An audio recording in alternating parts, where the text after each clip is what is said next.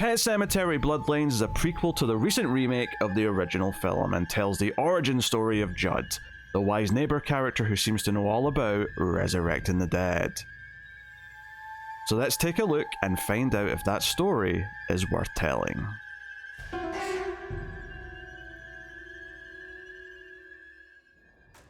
Welcome everyone to Screams After Midnight. I am Peter, and joining me, as always, is Tim.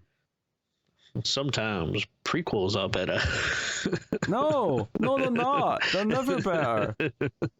Except maybe Better Call Saul. It's the only good prequel that's ever existed. The rest of them all suck. That's TV though. That doesn't count. Fair enough. I mean, in that case, they always suck then. I have no good answers for you. Welcome to the show, everyone. We are in October. We're firing through episodes. We've got another brand new movie to talk about. It went straight to Paramount Plus, and this is Pet Sematary Bloodlines, a prequel specifically to the remake. Not that it really matters that much, but given the age of the character and who the character's meant to be, it has to be the remake. Yeah, I was gonna say that's really the only indication that it's that one. Yeah, because otherwise, if it was meant to connect to the original, then Judd would be like 45 in that movie, and he's definitely not. He's definitely in his 70s. So I think it's safe to say it's meant to tie into the remake, but it doesn't really matter that much. So we'll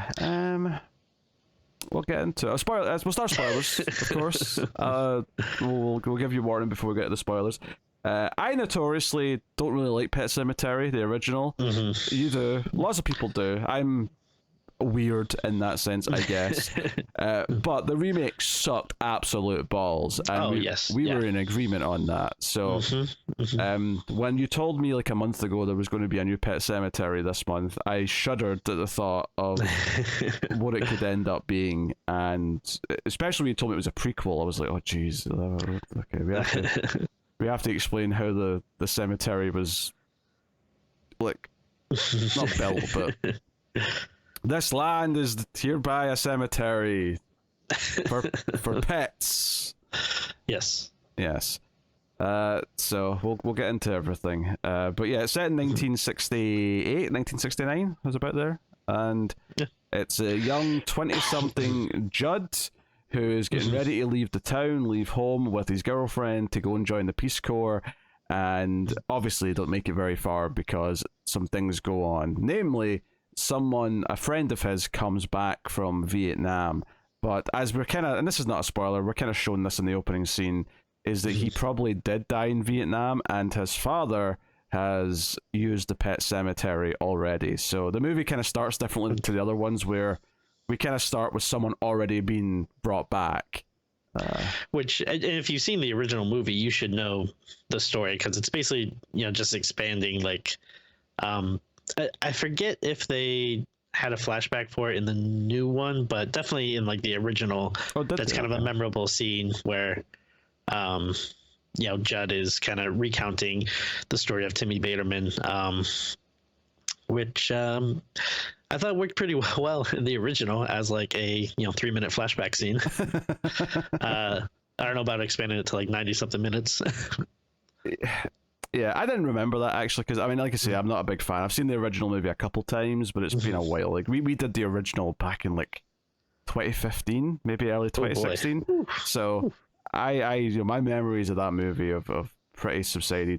That said, what I'll never forget is it was a giant truck, because even this movie has to tease giant trucks constantly, even though they have nothing to do with what goes on in this movie. It's just like, hey, remember that big scary truck in the original film? We have to do that. Even the title screen is like a big truck being really loud and going past, and then the title comes up.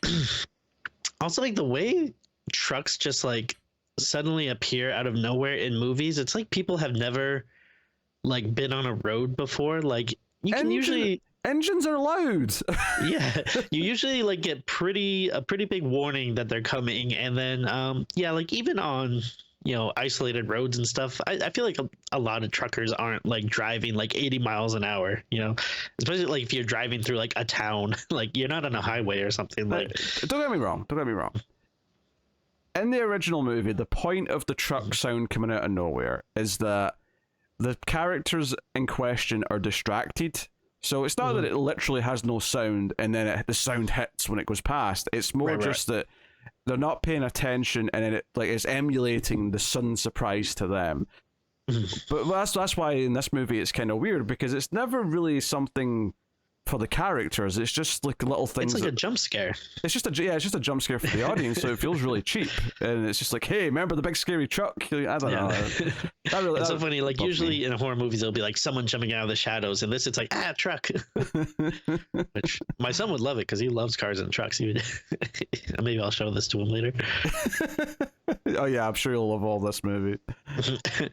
I might have told you before, but I've taken him to the comic book shop a few times, and every time we go, he'll always we'll see some random comic that has like a truck on the cover. Like it'll be a superhero lifting a truck or something, and it'll say like truck book, like we got to get the truck book. I'm like, well, it's not about trucks, like it's just the cover. And then I have to explain to him and you're like, that's a Jason Todd comic, son. We don't buy Jason Todd comics. Yeah.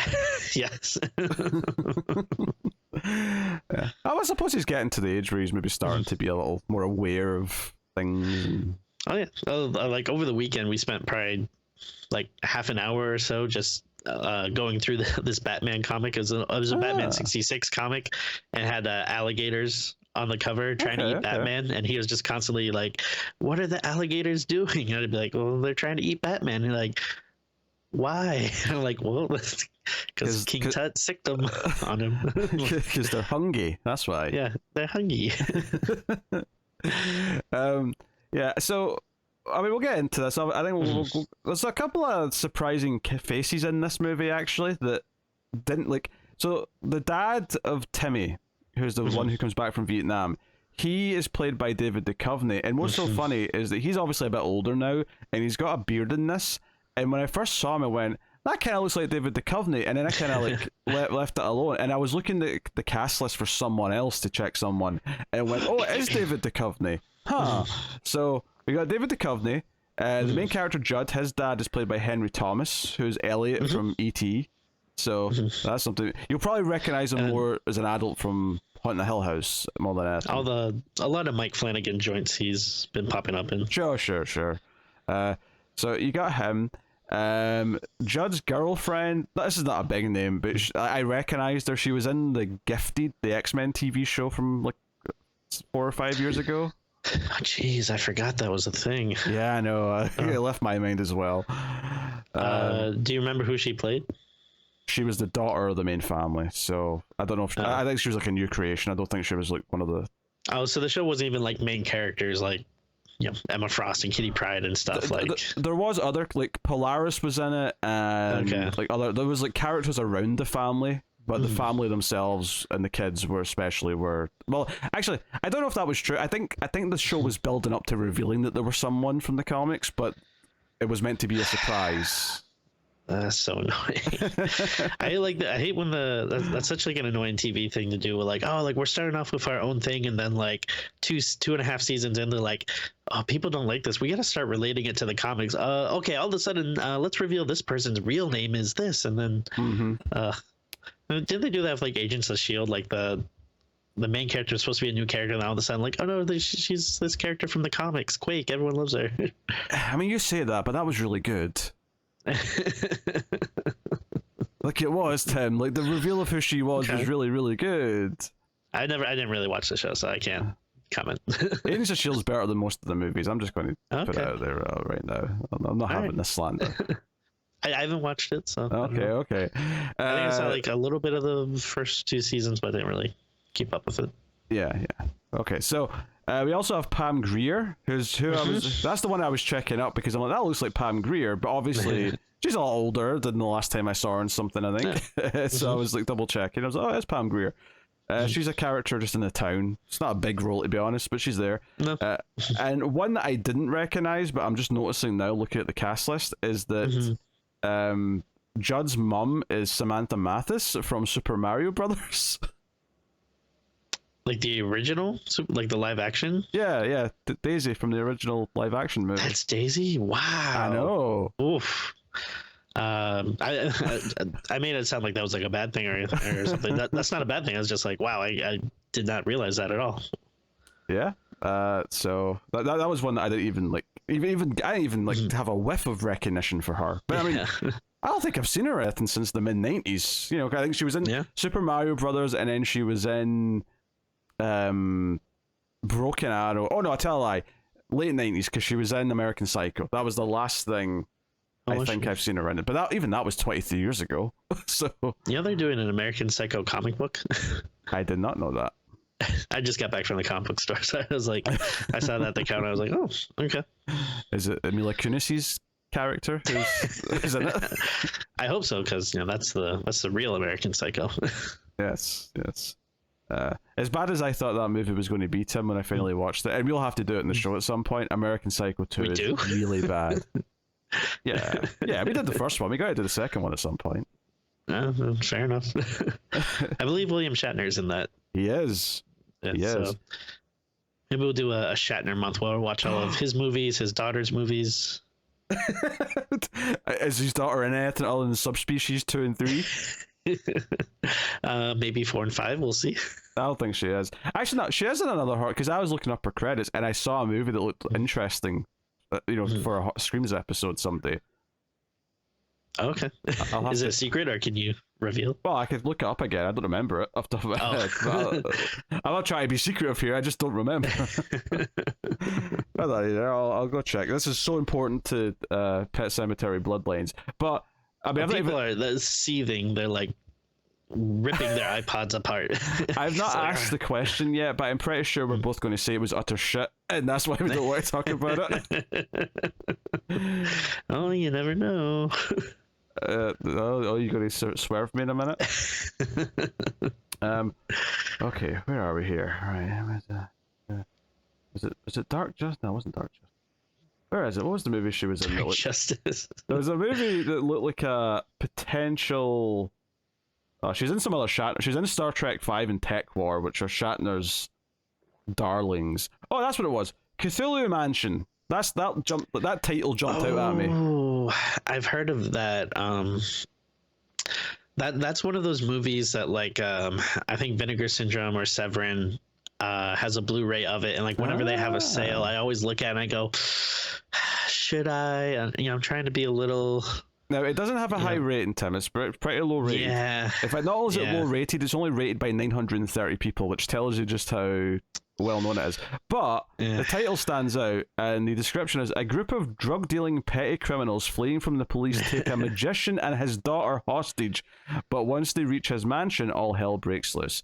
I mean, it sounds like it could be amazing. But that sounds pretty good. But I don't know. I'm skeptical. Anyway. Yeah, these movies are always like so tough. Like I did show a little bit of constraint, and I didn't really partake in the last sale, but I did note down some movies, and they were streaming, so like I watched them, and I was like, one was amazing, and I was like, oh, I wouldn't have minded if I bought this, but then the other was like shit. So I was like, oh, I would have been mad if I bought this. So it's such a gamble. Yeah, it absolutely is. Especially with Arrow and Vinegar Syndrome, giving them all really nice covers that make them look amazing. They all look like winners, they're all like 10 out of, like, they all look like, oh, this is like a cult classic I need in my life that I never knew existed, and then you watch it and it's like, oh, I guess there's a reason why I never knew about it. I mean, some of them turn out to be great little gems, like, so absolutely, yeah.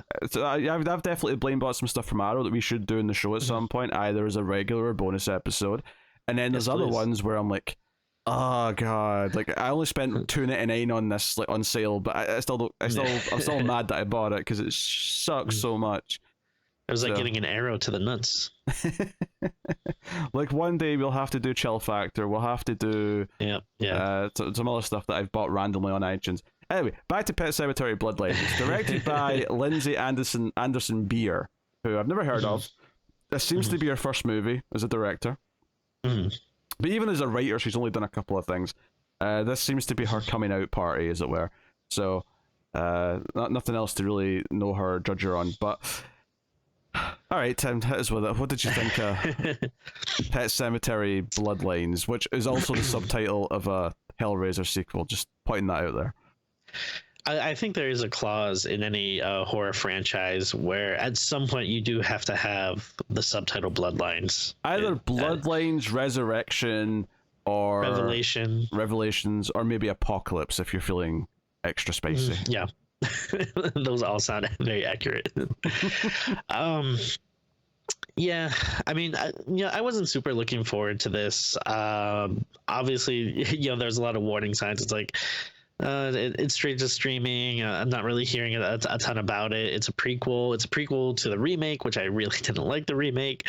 And again, I think it's just a story that I don't really think needs to be told. Like it's one of those things where it makes like a really cool, creepy backstory when you read it in the book or you see it in the original movie. But like most prequel-y stuff, it's like the more you expand upon it, the more it kind of loses any sense of mystery or creepiness or whatever. And as we got a little closer, I don't know, I guess being in the October mood and mindset did make me a little more excited to check it out. And I feel like I saw like a couple of people on Twitter saying like, oh, it's actually like, pretty cool, and it's kind of gruesome and nasty and stuff. So I was like, all right, maybe, like, I don't think it's going to be great, but maybe it will surprise me a little bit. Unfortunately, I can't really say that it did that. I mean, yeah, it was pretty bad. I don't know. There's just I mean, it's just like a lot of like shitty generic stuff that we talk about a lot that that just makes for uninteresting movies. I think this is going to be the biggest problem with the movie and the review is just a lot of it is dull and uninteresting, which it's very dull. I can corroborate that. Like like we always say, like, obviously if it's not a good movie, but like at least if it's taking wild swings and doing like crazy stuff, it might be fun to talk about it, like, oh, I can't believe how outrageous it was or how they tried to do this or that. But yeah, it plays it very safe. And I don't know, it's just like maybe this might sound like maybe I'll give it a little bit of praise. Like, I don't think it's the worst thing in the world. Like, I don't know, like, I don't think it was like super long. I think it was about 90-ish minutes. And like, as I was watching it, I wasn't like tearing my hair out, like, when is this going to be over? But a lot of it just felt like it just kind of washed over me. Like, all right, like, this isn't really sticking in my head. It doesn't feel very memorable. Even a lot of the actors, I feel like, were just kind of phoning it in. Like, I like David Duchovny, but he just kind of seemed tired in this movie. Like, it didn't really seem like he was like giving it his all. There's a couple other people I didn't really think that were very good. The person that played Manny, I didn't think was very good, but I heard he's been good in like other stuff. So I don't know if it was just this script, maybe. Yeah, I thought his delivery of lines was kind of, I don't know. It wasn't like traditional bad acting. Like, I'll give him credit here. It wasn't like you're watching The Room or you're watching someone who's deer in the headlights, but he had this sort of way of delivering lines that felt I kept noticing it. Like, I kept noticing how he was saying lines in a way that was different to what I'm used to, at least with actors. It may not technically be bad, but it was, I don't know, it was different for sure. Yeah. I hate the I don't even know technically what you call them, like, I guess kind of zombie-ish, but like the the people that obviously the premise of Pet Sematary, at some point people are gonna die and be buried there and be resurrected. The ones who have returned, the ones for whom dead is definitely better. Yes. So again, we disagree with the original, but I think the original does a really good job of making the people that come back like feel very like creepy. In this though, I feel like there's no like, I don't know, there's just like no sense of like creepiness or dread about them. They just feel very stale and generic, like horror movie tropey kind of, like dead people. Like it's, I don't know, it didn't do anything for me. Just very dull. The sad thing is I've seen the better version of this exact movie, not Pet Sematary in general, but this exact movie. There's a movie, I want to say it was called Death Dream, and it was about I know exactly what you're talking about. It was Yeah. about a Vietnam soldier who came back even though he was supposed to have died, and then over the course of the movie, the family's happy he's back, and they're like really happy about it, but they notice that he's kind of strange, that he's been changed, and it's all a metaphor for how war changes someone. Yeah. But over the course of the movie, you realize that he's actually dead, and that he's not really alive, and I feel like that's what this is supposed to be, kinda. Yeah. But it kind of whiffs it in a lot of ways. I can definitely see them maybe trying to go for something like that, but the movie doesn't really feel like it has much to say. And again, we disagree on the original, but I do think that movie does have a lot to say about like death and grief, and like the parents facing the loss of like children and stuff. And like this, like I feel I did not get like any sense of gravity for like anything anyone's feeling. Or also just on a prequel level, can I just like is it just me, or does it feel kind of shitty based on this movie that Judd in like the remake or the original whatever one would even suggest to take the cat to the cemetery? But I'm like, dude, yeah, not only did you see what the humans did, there's also a dog in this that's came back obviously and is acting all weird. Yeah, I mean, again, I really like the original. Like, it's pretty high up there for horror movies for me. And again, I'm a Stephen King head, and I really like the book as well. I think it is very creepy, and there's a great premise for a horror story. I will agree, though, the one flaw in it is that it is it like does not make any sense why Judd would ever tell them about this. Like, even for like a pet, yeah, like you said. It like he knows it's gonna come back messed up. Like it's like the one kind of I'm sure there's probably stuff you can kind of wave away, like like maybe he had a few beers in him or something, or whatever, or that like he thought maybe this time would be different, although it'd be totally stupid and ridiculous for you to think that. But yeah, I think that is kind of the one like major flaw of what is otherwise like a pretty solid horror story. Yeah. So needless to say, I did not like it either. I think it's like I think it's fine enough to begin with as it's setting up its characters, but once stuff starts to unfold, it just kind of. I feel like it introduces a lot of characters and doesn't do a lot with most of them.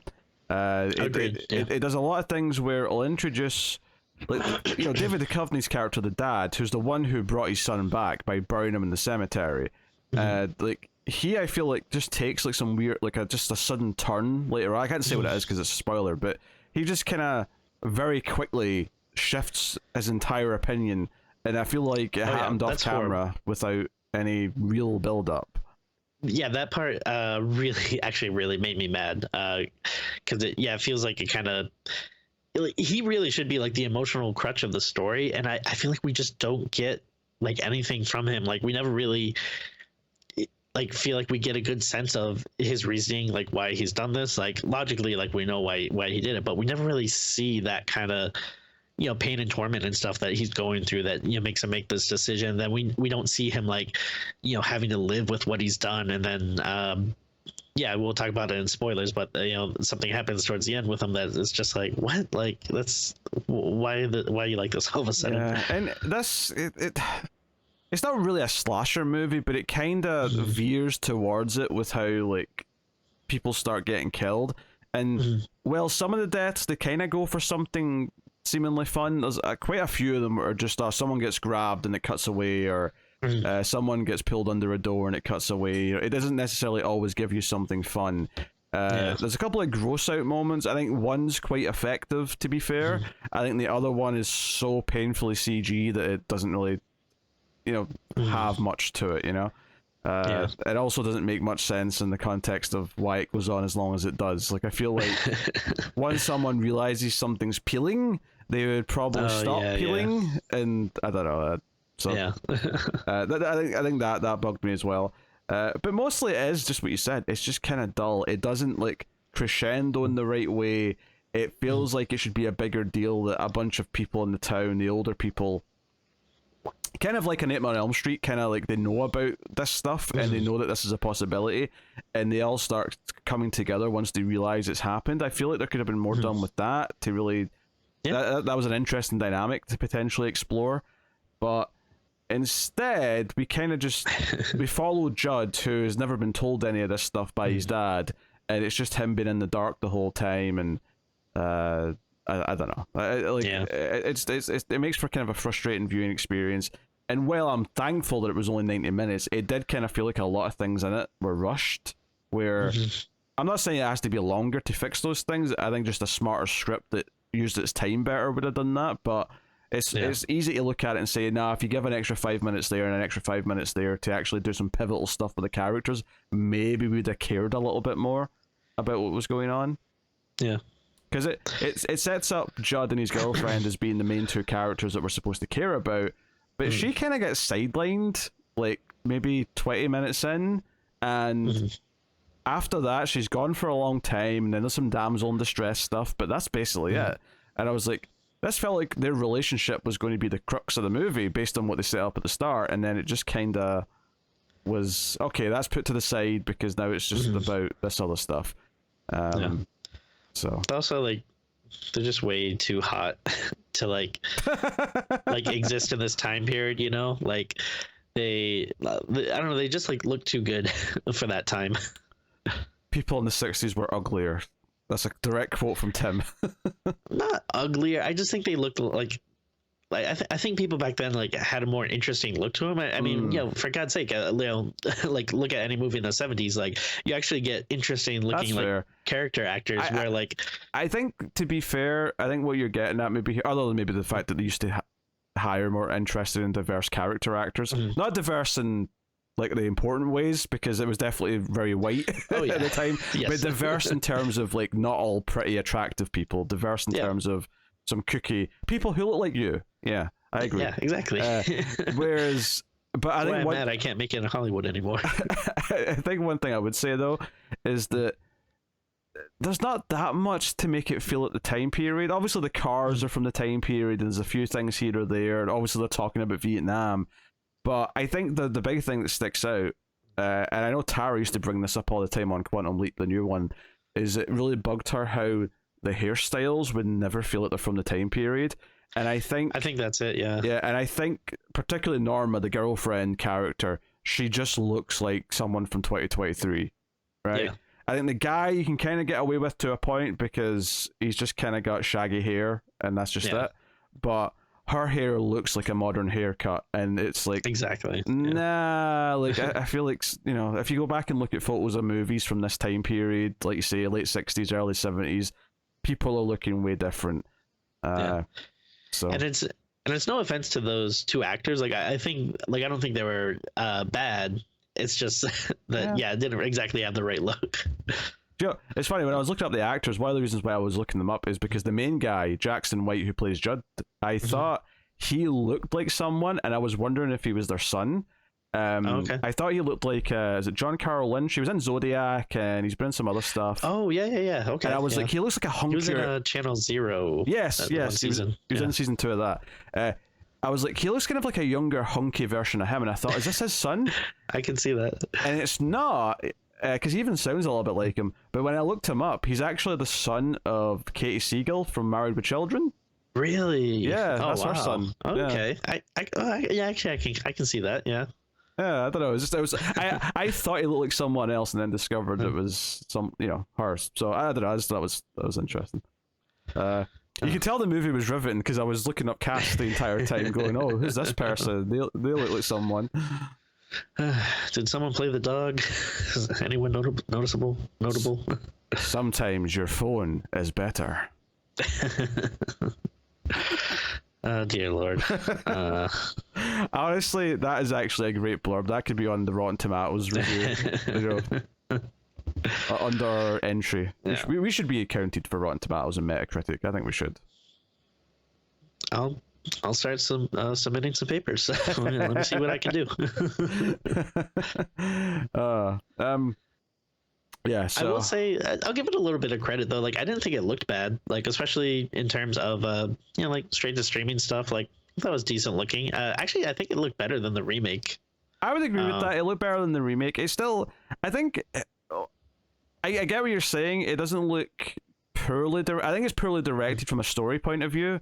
It doesn't look necessarily poorly directed to like. It's not particularly great either because it like I think if the style was really strong, I get into it regardless of the story problems. But I think one of the things though that we were saying there about the hairstyles and stuff not feeling at the time period, I think a big thing that would help it would be doing what House of the Devil did or what some other stuff has done more recently where they actually try and make it look like a movie that was made at that time period. And maybe that's a taste thing, but it was what we were saying with Totally Killer before, is that she goes back to the 80s and I'm like, it looks just as clean and as like, you know, like it just feels wrong. And the same here, it doesn't feel like that time period because everything's too clean and digital looking. And I'm not saying it has to look bad. Movies from that time period that have been remastered in 4K look fantastic, but they still look like movies from that time period though. And I think that's something that I appreciate in a period piece these days, particularly for movies that are periods that were during the time that movies have existed. Obviously, if you're doing something set in 1840, like, okay, there's no visual parallel for that, but yeah, like whenever they have the flashback, is even though it's a prequel, they do another flashback. That's right. There's a prequel. I wonder if that is set up for like, well, in case we need to do another movie. There's a flashback in this of the first settlers coming to the town and finding their own, you know, version of evil, and it's all like the ancestors of the characters in the 1969 stuff. So it's like, I guess that's why it's called Bloodlines, because all this burden of like guarding this place is, you know, passed down from generation to generation.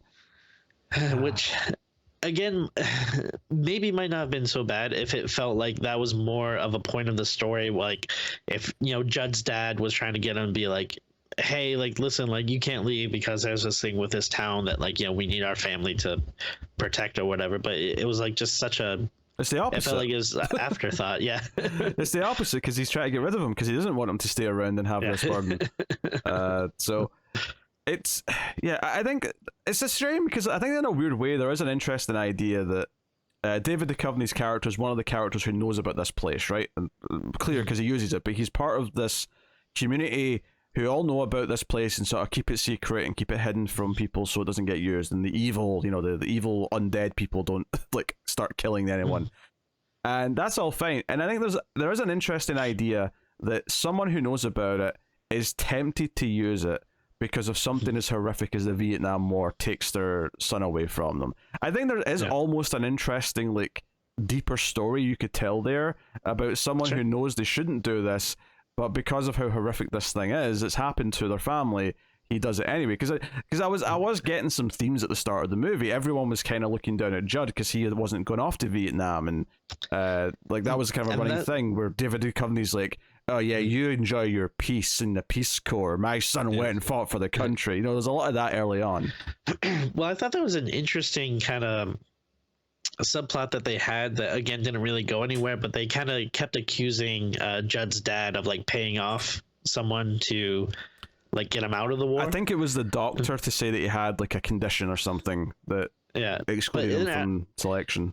And I was like, oh, like that's an interesting idea, because then that can cause like rift and resentment between the families, and then also like, you know, between Judd and his friends and everything. But again, it's just another thing that kind of doesn't really go anywhere they do anything with, other than mentioning it every now and again.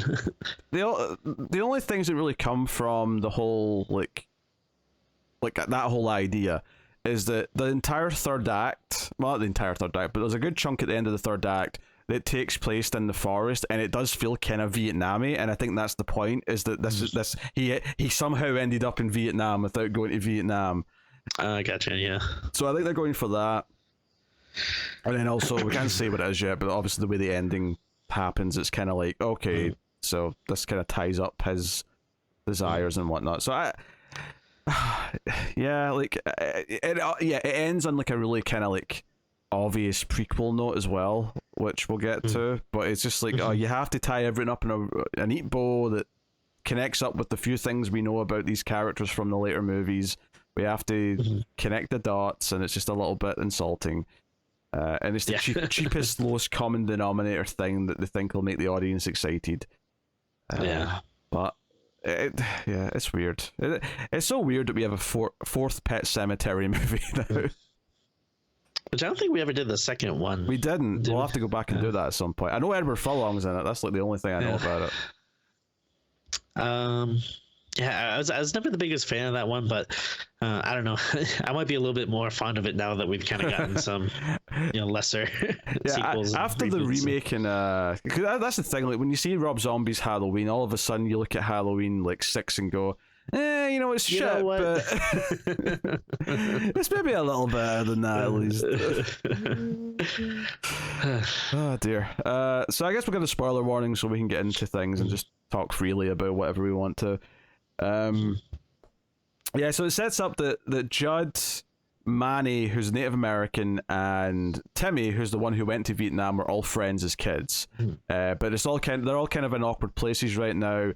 Manny and Judd aren't really talking too much because Manny is kind of butthurt that Judd's leaving town, and Timmy, of course, is back, but he's not seen anyone yet, and probably because he's like an undead zombie, kinda. I'd say that's probably it. So he's hiding and not really doing anything until he starts to want to come out and talk to people, and he gets kind of weird with Manny's sister, who's like another sort of relatively main character, Donna. And he's like, I liked her. I thought she was one of the more noble characters. I had nothing against her. I don't know if they did enough with her to make me care all that much. Well, I mean, I think that's the thing is, they don't end up doing much with her. But... Well, I think the big thing for me is that, Timmy does a few things that's kind of dangerous. He's not really killed anyone yet, I don't think, by this point, but he's done a few things where he's been intimidating and he's getting creepy. And Judd's dad, right? And Dan and the others. He calls in Pam Grier. He calls in this other old guy, who's the sheriff, I think, and someone else, and like, hey, we think that David Duchovny's character Bill, he's used the cemetery. He's brought his son back. We have to deal with this now. And it's like they're getting together and they're like, okay, we have to go kill him. We have to make sure this doesn't spread. We have to make sure this puts an end to it. And I'm like, okay, that's a kind of an interesting idea that they all have this pact and they've been kind of protecting this their whole lives and yada yada. But they almost do nothing, and then when they all go together to like the third act, when like, okay, Timmy's in the house, he's got some kidnapped victims, we have to go in there and put a stop to this. They go in and just all die one by one. Like they're all a bunch of useless tits who accomplish nothing. That was so underwhelming and frustrating to me. I'm like, the most interesting part of this movie, arguably, is these group of old timers who might be the ones who know what they're doing. Just immediately get taken out, and it's all up to the young hunky Judd to be the hero. Which, I get it. Like the whole point is Judd, he's gonna have to join the Peace Corps because he wants to feel like he's serving, like he's actually contributing and being a hero. And the end of the movie is that he's going to be the hero by taking his dad's place and like watching over the town. So he doesn't leave. Him and his girlfriend move into their parents' house, and I know I'm skipping to the end here. We'll go back and talk about everything else, but the movie ends with him sitting in the porch and he's smoking in the porch like his dad, because that's what Judd used to do in the original movie. So we have to see him become the Judd we know at the end of the film. Correct me if I'm wrong, but I think he literally says, like, right at the end of the movie, like, sometimes dead is better. He says, isn't that like the last line? He says it in the narration. I think he says it in the narration at the start of the movie as well. It's like a bookend. It's again, it just feels like insulting, like you're saying, to the audience. Like, like we couldn't have, made those connections that like, oh yeah, no, we have to see him sitting on the porch like he was in the original and saying the line, otherwise, we're just gonna be confused. Like, oh, so was that the same character? Like, you remember how I said the opening of the movie, the title came up after the truck went by and it was a jump scare? Well, guess how the movie ends when he's sitting on his porch. A truck goes by and it cuts to the title. That really pains me.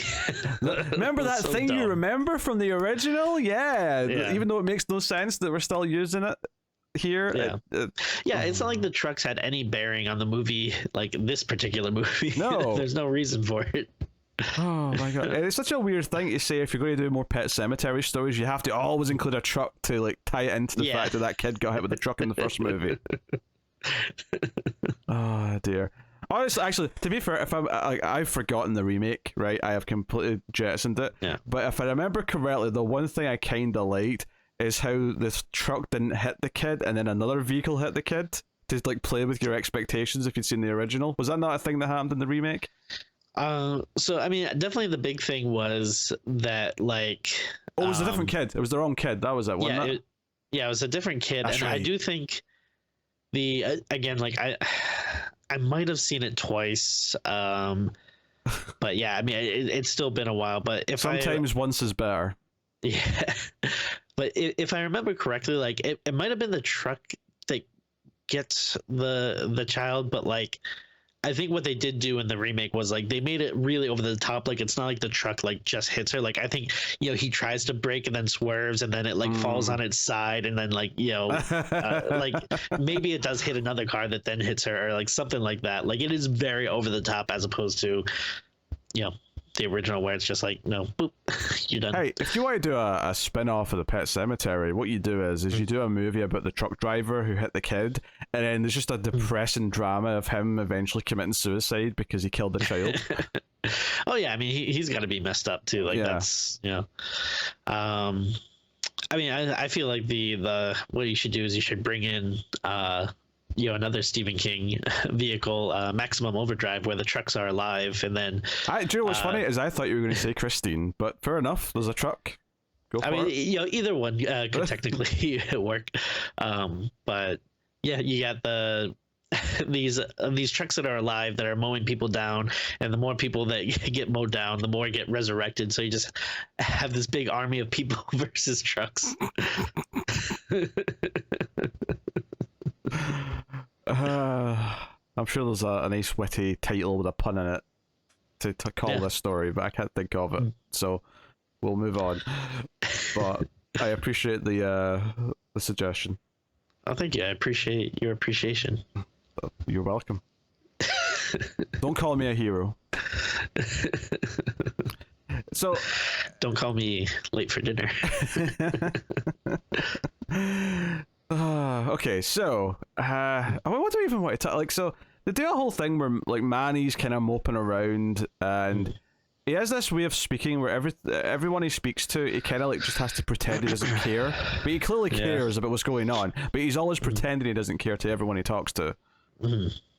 Yeah, and it just kind of makes his character not like super likable. Yeah, pretty much. He gets injured by like falling in the crops at one point, and there's like a spike in the ground that goes through his hand. That's how Judd ends up running into him, because Judd's girlfriend Norma ends up in the hospital because Timmy's dog, who is either also resurrected or possibly just as freaking out because they know that their owner's a zombie. I don't know exactly what's wrong with the dog, but the dog bites her arm, and it's not just like a quick bite.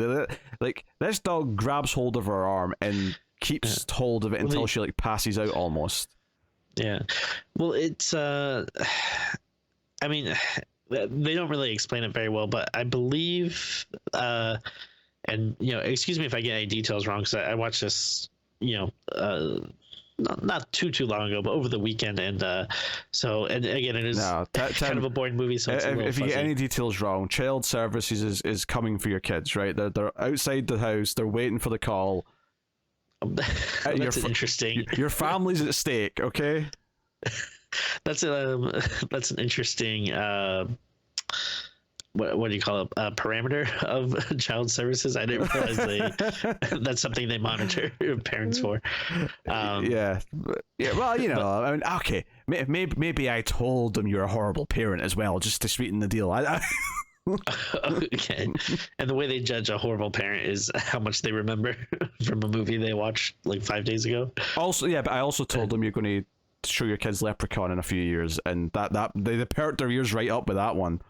Oh, and then they should be giving me an award. Father of the Year. A big green medal. No, a gold medal. Leprechaun likes his gold. Yeah.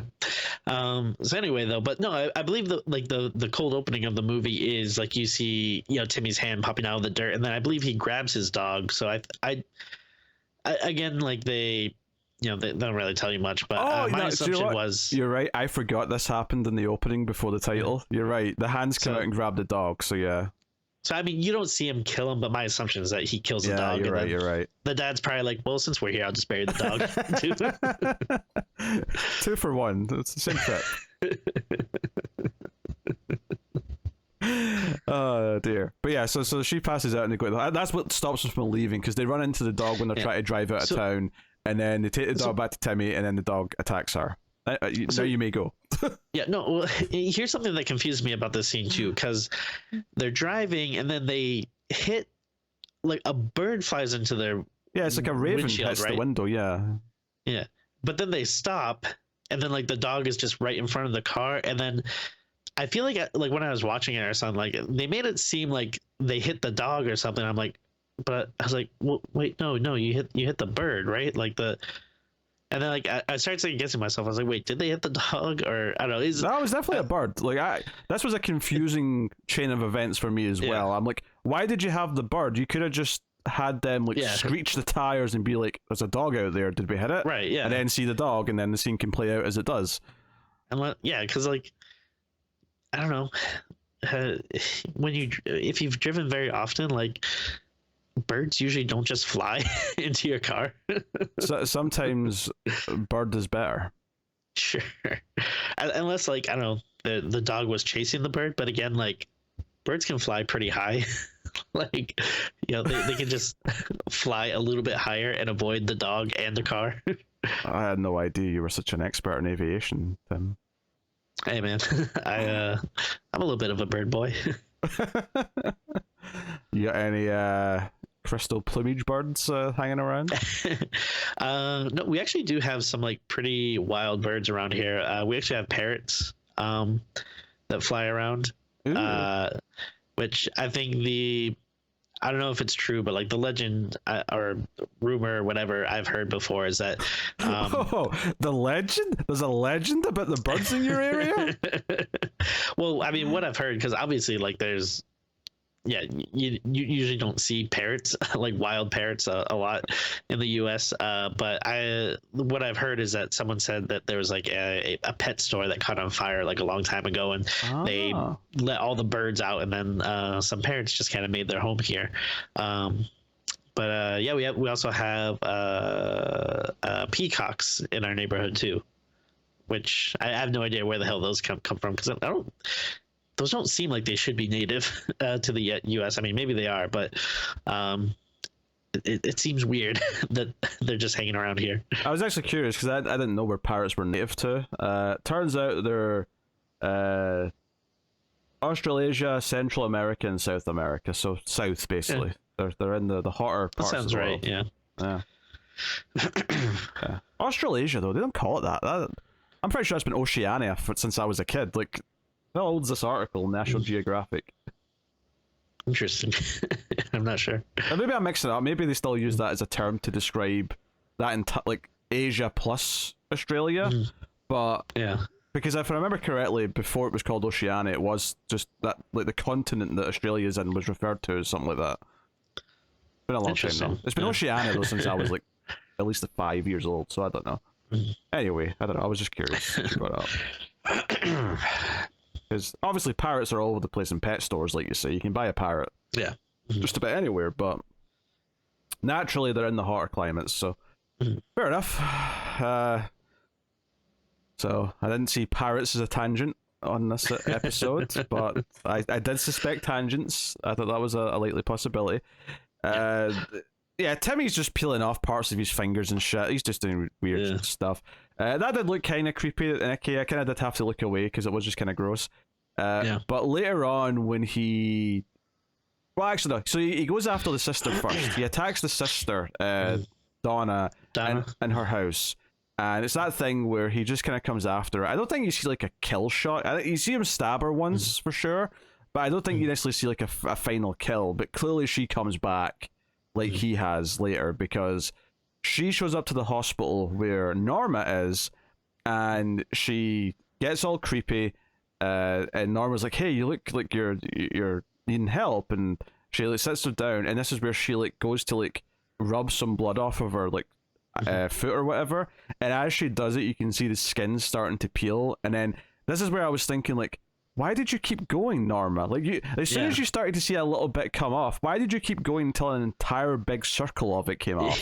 I was like, I feel like once you see it starting to peel, you stop and you say, let's go get a doctor, because this ain't right. Something's not quite right with this foot. So, yeah, and so Donna ends up killing a nurse here by stabbing her, and gets blood all over Norma. There's a dead doctor lying in the hall at the stairs as well, which I thought, did you notice like a weird visual effect on his face here?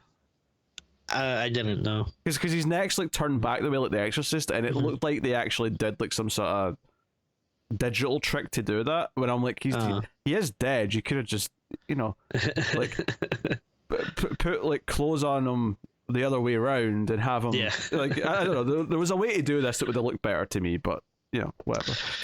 So they're having this like little chase around the hospital, and it does kind of feel like, oh, did she murder everyone in the hospital? Like, it feels like there's not a lot of people that they're running into, and she does run into an old man who's like sick, who's just walking around, so I don't know, maybe there's patients still sauntering around.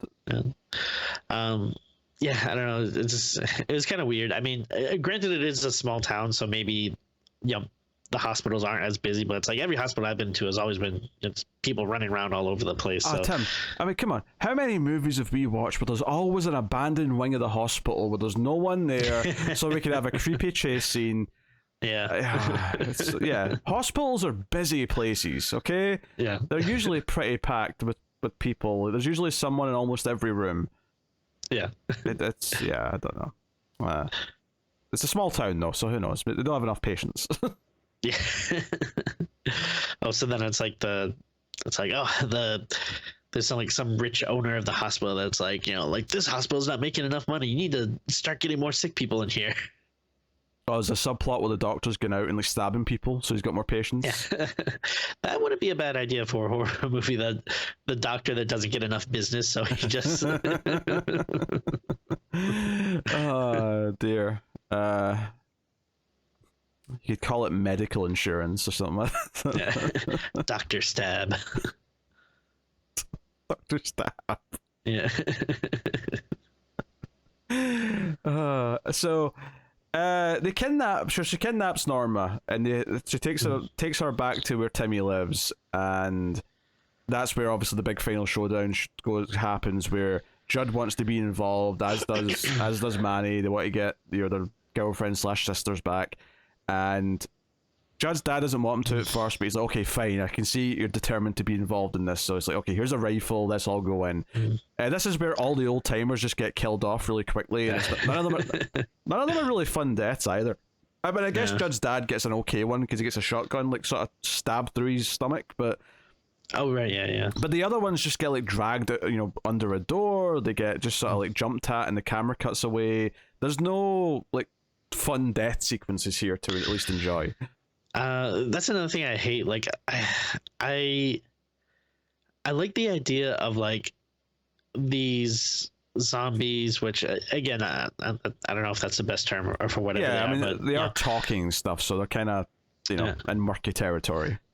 But I like, again, like something I think the original does well is, they move around, like they're very slow, but like very creepy. And then here, like, I hate where that, I don't know, it makes them feel like they have like superhuman powers or something, where they're like running really fast and like all this like dumb shit, where it's like, oh, this is just like taking a lot of the mystique and creepiness away from them, I feel like. Yeah, there's very little restraint when it comes to that kind of stuff, I guess.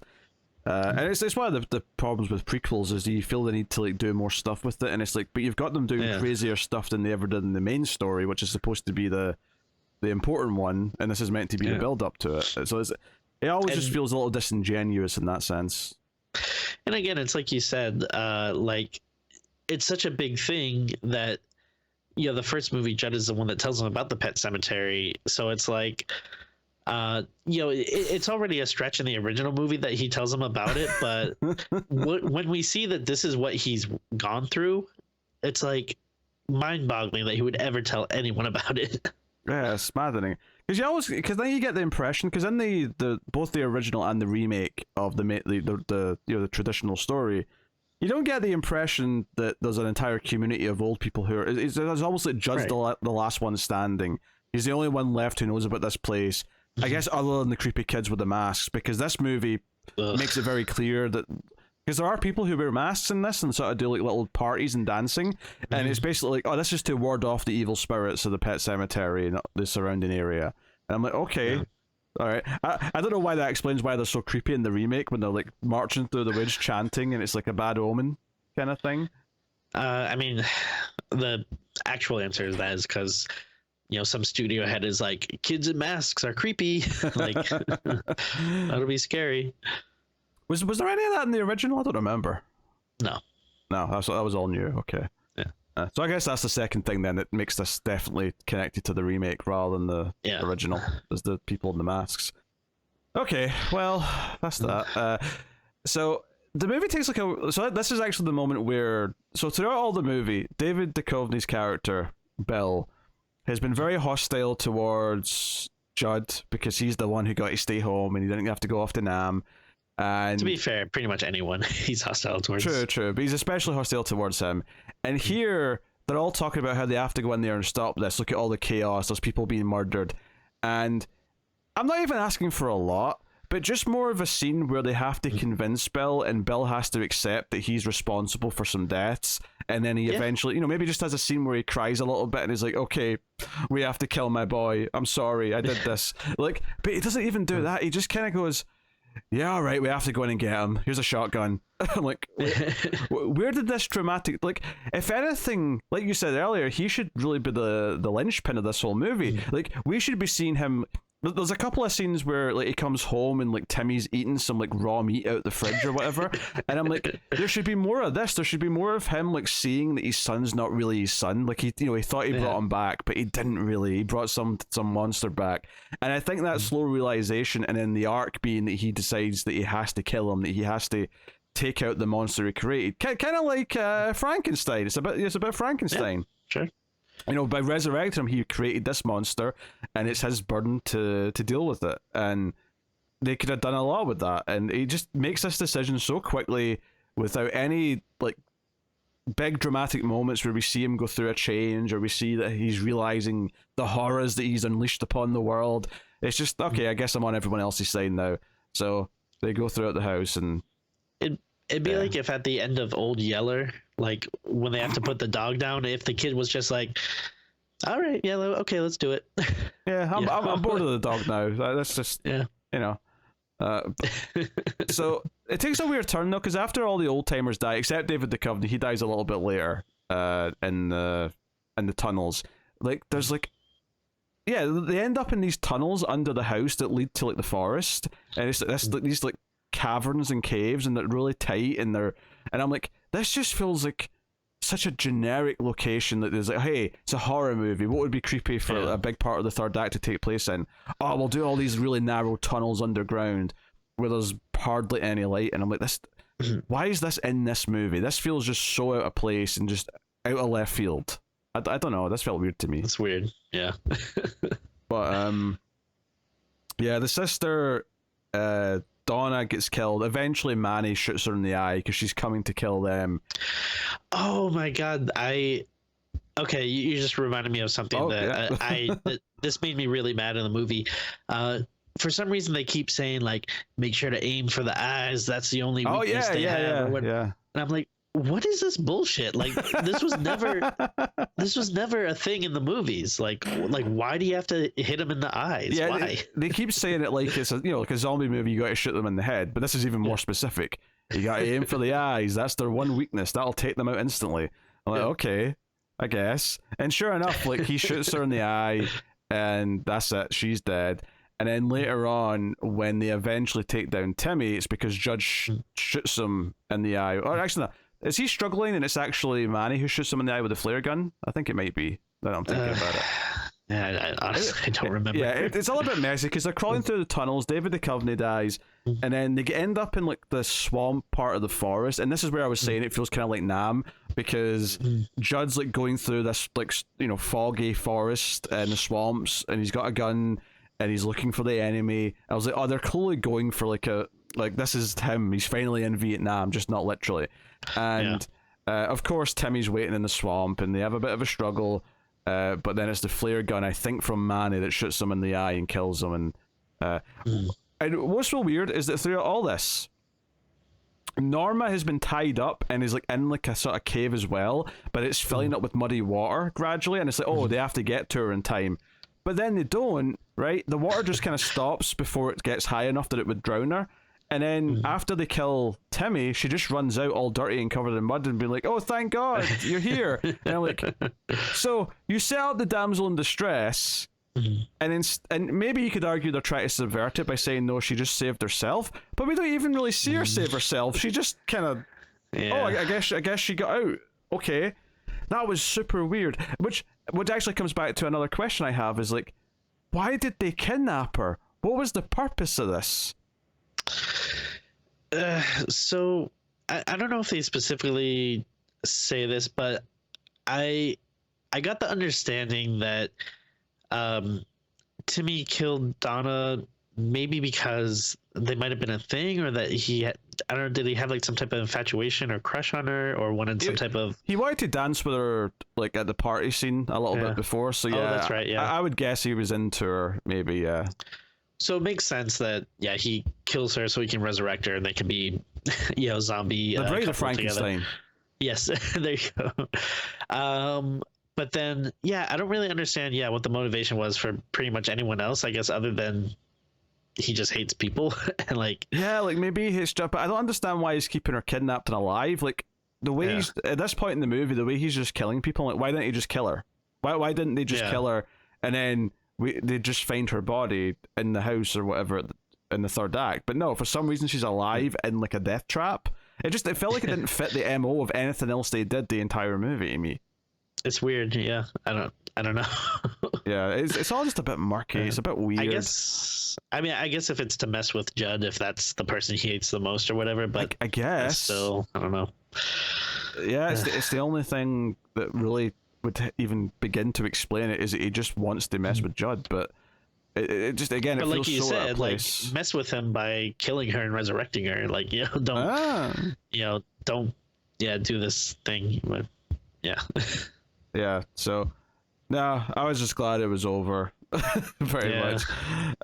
So Manny gets to leave town, he finally gets out of this hellhole, but Judd and his wife stay, and the wife, or Norma I should say, the girlfriend, says, hey, we're doing the right thing, we wanted to serve, this is how we serve. So they make it like abundantly clear that this is his duty, is to like guard this place and keep an eye on it, and that's what he's going to do. That this is his much like it was other people's duty to go to Vietnam, his duty's to guard the Pet Sematary. Until he decides just to tell someone to go and resurrect their cat, which leads to his own death. So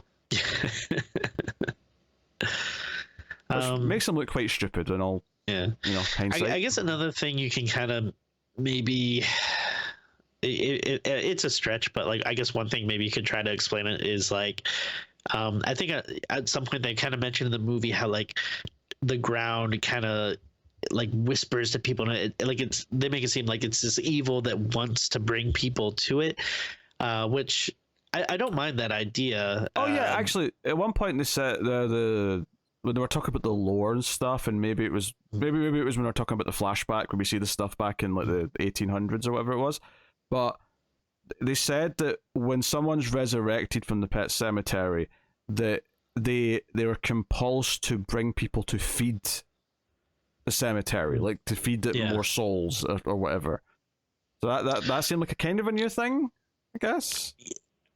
Kind of, yeah. I mean, I could be wrong. Maybe they hint at it like in the book or something. I don't really remember, but yeah, I mean, that felt like a little fresh, but I don't mind that idea. And then I don't know if you want to, take that and then maybe some way kind of apply it to, okay, maybe that's why Judd tells him, later on, if there's like, maybe he doesn't want to, but kind of, there's this like lore or something in the back of his mind that is pulling at him, that is, this kind of need to pass it along to people or whatever, that he can't fight or something. But I mean, it's a stretch, but I don't know. That's one idea I had. It's a dull ass movie. Like, I mean, I don't think it can be stated how much of the first half of this we just glossed over because there was nothing worth talking about. Yeah. Yeah. One thing, another thing I'll point out that I did kind of like, which is kind of another criticism of the original one, is, I think it gets a little flack nowadays for, being another movie that kind of plays on like Native American stereotypes, because, it is like the whole like, woo, Indian burial ground kind of thing, which, is like a a little insensitive nowadays. So I did like that this movie included some Native American characters and gave them some agency. Like, I kind of liked when they had like, I like seeing them kind of talk to each other, and like, at one point they're like kind of making fun of like the white customers and stuff, and like they're like, oh yeah, we're just selling them this like crap, whatever, they'll believe anything. And then so I like that, but again, ultimately it feels like, they don't really do much with the characters. And then they also still do a flashback where they kind of have this like, ooh, mystic Native American guy, which, so I don't know if it's like that much better or whatever, but yeah. Yeah, no, that's fair. Oh well, I think we've done enough. Tim, would you like to rate Pet Sematary Bloodlines? Yeah, I don't know. It's weird because I am trying to find like some of the positive stuff in this movie, which, I mean, again, it's not like a huge thing, but I do feel like I've seen worse. I do feel like I've seen worse Pet Sematary movies, but I mean, it's still not saying much. Yeah, like again, the biggest critique is that it's just dull. Like the story wise, I don't particularly like the story, but I mean, if you had the same kind of basic story but maybe made it a little like wilder and had more like over the top kills or something, like either more fun kills to make it more schlocky, or have it be a better character study of like the things that it's talking about. Either of those directions would have made it better, but it didn't do either particularly well, so here we are. So even though like, there's a few positive things here and there, and I mean, again, maybe it's just because I'm in the October mood and I'm just glad to have like new horror movies to watch and stuff. Like, I didn't feel like it was a super chore to watch, even though it was, kind of dull or whatever. But yeah, and that being said, though, there's really not much here that I'm like super happy with. So I guess, a 4 feels really generous, but I think I'm gonna give it a 4. Yeah, that's my score. Nah, to be fair, I think 4 or thereabouts was where I was thinking. I don't remember what I gave the remake, but I want to say that seems like it was probably about a 3 or a 3.5, and I think this being around a 4 feels right to me. Because now you're right, we have done worse. We've seen worse. We've seen worse Pet Sematary. So I'm happy to say 4 out of 10 as well. Now, you mentioned in the second movie that Edward Furlong is in it, but do you know who like kind of plays the bad guy in that one? I don't. Wow me. It's Clancy Brown. Oh, okay. I like Clancy Brown. Yeah, so he's however you feel about the quality of the movie, he's always fun to see. He was just in Gen V. I don't know if you've watched any of that yet, Tim. Not yet, no. That'll probably be like November 1st watching. Sure. I might try to stick to as much horror as I can. I can respect it. For this month. So, all right. Well, there you go. Love Clancy Brown though. Yeah, good guy. Oh yeah, he's got a good presence, great voice. All those things. Especially, I don't know if he's done a ton of horror movies, but he feels like he's good. It could be a good horror character actor. Yeah. Oh well, there you go. That's Pet Sematary Bloodlines. We are continuing episodes all through October. We've started. Tell us about your Bloodlines. We've started the Subspecies franchise, so you'll be seeing more of those. over That the feels like that coming has a weeks. subtitle, Bloodlines, somewhere. There's Bloodstone, Bloodlust. I don't know what the fourth one's called, but maybe it's also Blood something. I'm gonna look it up now. I feel like it's gotta be. Could be Bloodlines. If it is, you owe me a kiss on the cheek. Very well.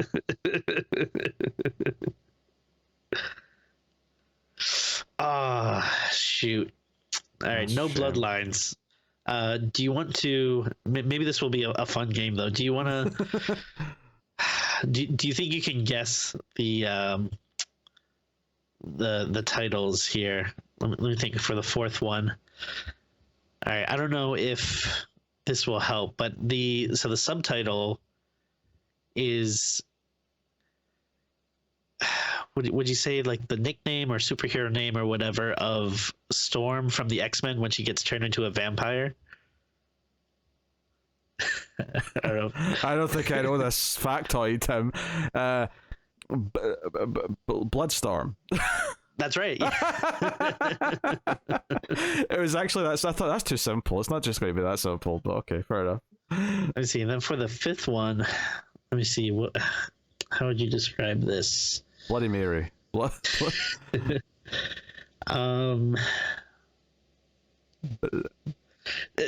This one's kind of hard because I don't. Bloodbath. I feel no. It's not. I don't even know if this is actually a word. I mean, I guess what do the what does someone do in the pet cemetery after you bury them? And I'm assuming blood's part of it, like blood's Yes. in there. Rebloodied. That's not bad. Blood rising. Oh, so close. It's just blood rise. Ah, Which I don't know. Is that a word? Like I don't that think doesn't. so. I don't know. It doesn't sound like two words that go together. Well, blood pumps around. I don't think blood rises. I mean, your blood pressure rises. I don't Yeah. know if. There should be two separate words though. Yeah. Well, maybe okay. they'll make a sixth one that's Bloodlines. Oh, I hope not. Jesus Christ. Not to spoil the reviews for 2 and 3, which you've definitely not had yet, but I'm not going to be the most positive boy on those, just FYI. But we It's got still stuff... early on in the month, but it feels like so long because we've already done so many. Yeah, because we were reviews. recording episodes throughout September, so for us it feels like we're like 2/3 into the whole thing, whereas it's only like, well, it's probably about halfway by the time this comes out, but recording time we're like a third into the month. But So- hey, more episodes for our loyal fans, and hey, if they like that output, maybe show a little love back to us. Through some of the different ways you can join our Patreon or ring the bell, subscribe, send us money. On that subject, the first bonus episode in about 10 months just went up Oh, nice. over at patreon.com/MailFuzzTV. Any tier, you can get access to the bonus episode. We did a little movie called 976 Evil, directed by, and this is what the poster says, Robert Freddy Krueger, England. Just in case you didn't get who that was. That would be funny if he was like directing in between like nightmare shoots, so like he was just still in like Freddy makeup and just like just directing as Freddy, like, come on bitch. I mean, it came out in 88, so that puts it between 4 and 5, so he might have been literally There you go. between 4 and 5 when he made that movie. But yeah, so you could get a review of that. And we apparently tangented a lot because it's at 90 minutes long. I didn't realize we went that long on that movie, but we wow. did. So you can check out that on Patreon. And of course, we got other stuff planned. We've got a movie set at Halloween planned for the end of the month. We've got a couple of other recent releases we want to try and get to. And yeah, so, there's stuff coming. Look forward to it. And at least one kind of classic from a prominent horror director that we've not done enough movies from that's also on the way. So but anyway, that's the show. Thank you very much for joining us. You can let us know what you think of Pet Sematary Bloodlines in the comments below. But we'll see you next time. Keep watching scary movies, and we will see you next time.